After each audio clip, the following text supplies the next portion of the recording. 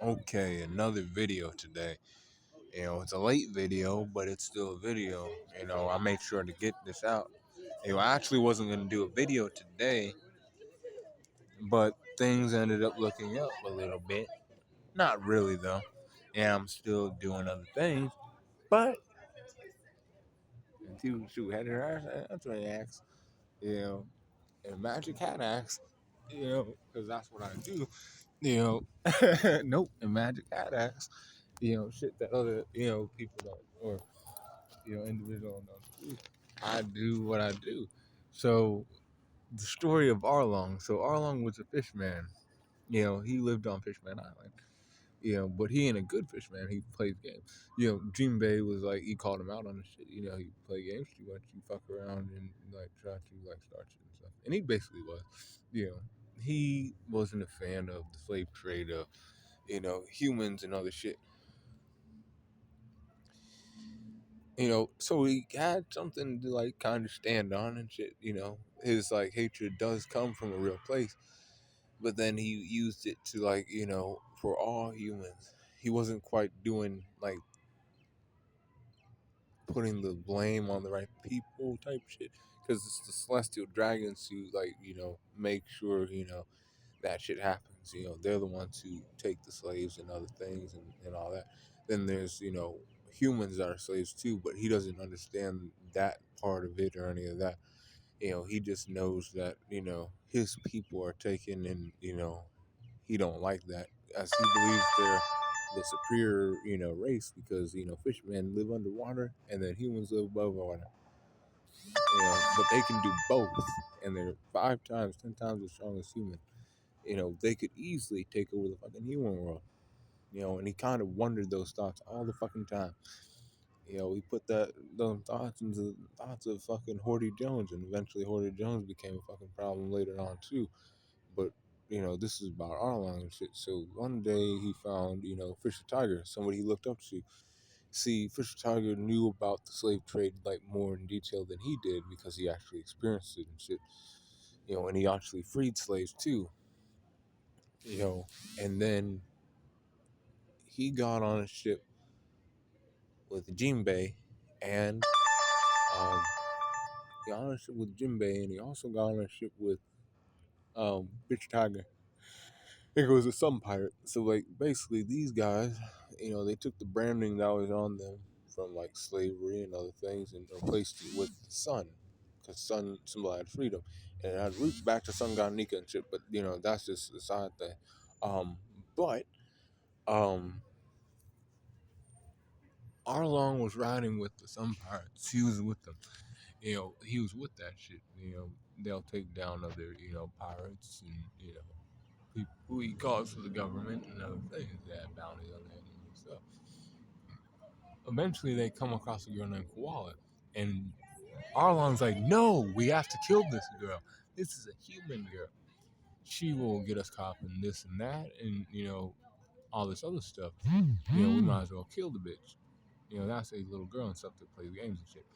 But Jimmy was like, "Come on now, that's a little girl. We can get her to her people. We don't have to have her on the fucking ship all the time, but we can like not kill the girl."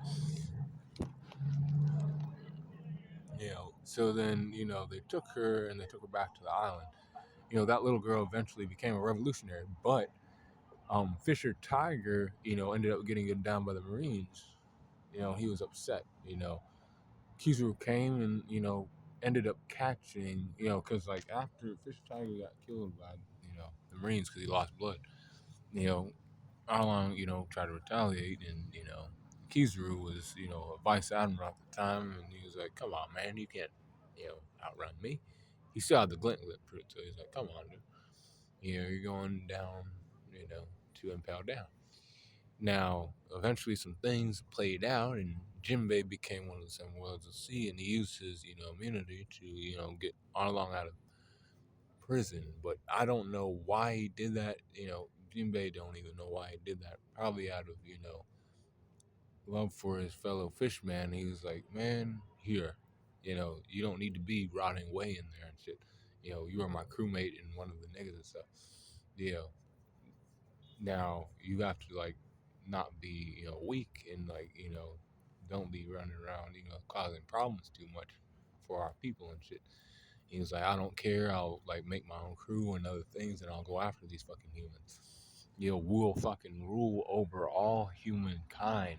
We'll, do all that shit. We'll, total domination and shit. And he was like, can't let you do shit like that. Not all humans are bad and other things. You have to look at things a certain way. And he wasn't having that. He was like, whatever. That's because, you kind of got him killed. We got him killed.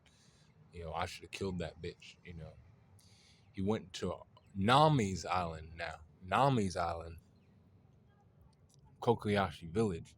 And then he demanded tribute for everything that, or not everything, but every person on the island. 50,000 for the adults and then 20,000 for the kids.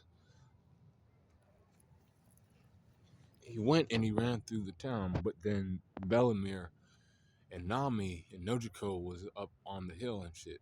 Smoke came from up there, and Kurobi saw it, so they went up there, and he was like, "I need to get the fucking funds. I need to find the fucking dollar bills and shit. So let's find them." And they found the fucking dollar bills. Not enough. So then he was like, "Well, somebody has to die. If you know." And she was like, "I'm paying for mine." Well, Genzo said, Genzo, um, said that, the guy who got cut up by Kurobi, but he was like, I'll pay for her. But then, she saw Nojiko and Nami run back to the house, and then, she was dealt with by Arlong. He's like, "You can't pay your way, then die." And he killed her right there in front of them and other things. And then, Nami was traumatized for the rest of her life. But, and Nojiko too. But, um, the, you know, thing with Arlong was he just kept doing that shit and was like, I'll take this girl now that I know that she has a map and shit, and she can write maps as a slave for the rest of her life. You know, she'll be waking. I'll make her make maps until the day she dies and shit. He kept telling her shit like this, and then he was like, now if you fucking pay, 100 million, you know, then, you'll be free. But he had plans to like keep her there forever. And essentially, Nami, worked up to 100 million and shit. And she was like, I finally have 100 million. After, certain busts and other things, I get my fucking money and shit, and put it in there, and then, it's his. And then the village is saved and other things. However, things didn't quite work that way. See, Arlen was playing games at Arlen Park. He plays games in a place that he calls a fucking park. So then he was like, okay, this is fun, nobody can stop us. You know, Nama came back from stealing the Mary and shit, and he was like, okay, she's back. She has her money and other things. Now the Marine's coming now. This rathead Marine. See, he don't do his job right. He plays games with his authority. He's like, okay, I want to pay you money so I can stay here and rule over these people, basically. I understand that Nami has this treasure trove somewhere on the island.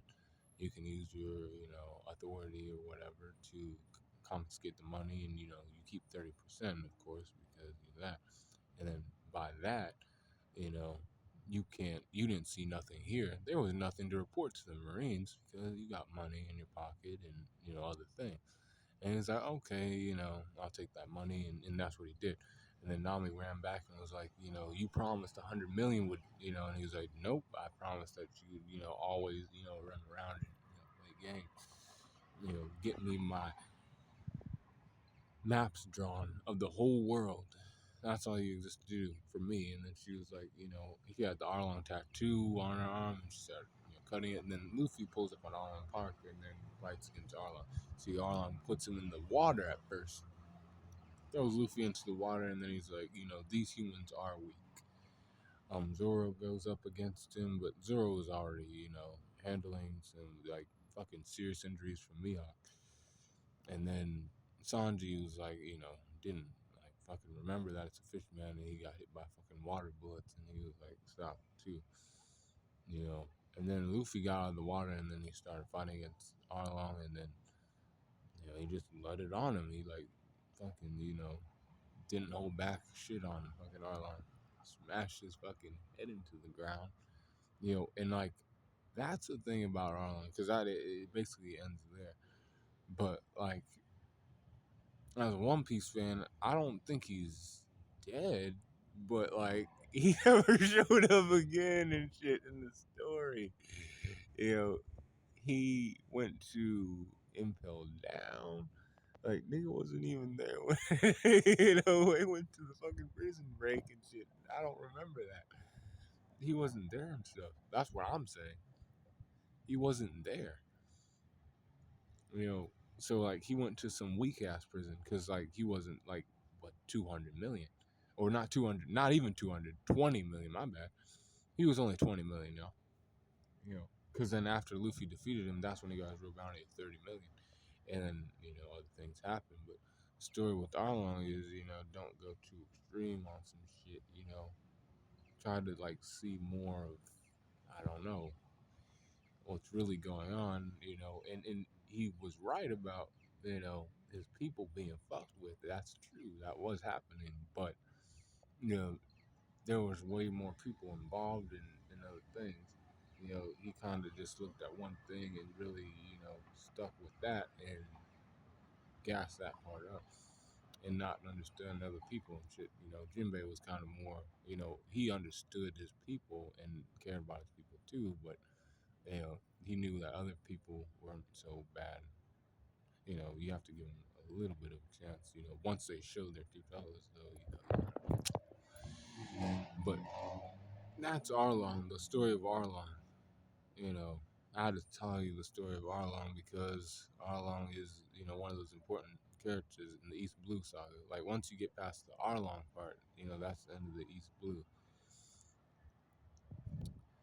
And yeah, that was the story of Arlong. I